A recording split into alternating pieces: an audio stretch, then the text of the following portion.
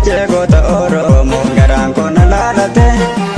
sanyii taate saabiru mucaa rabbi jaalate wayii leenca oromoo katiinni galaafate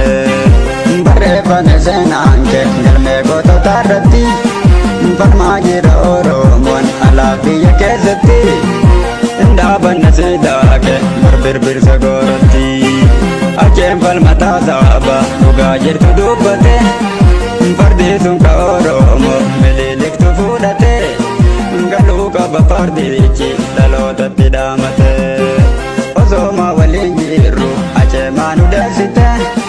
jireenya jiruun taane nutti golgoleessite addaan baane gargaara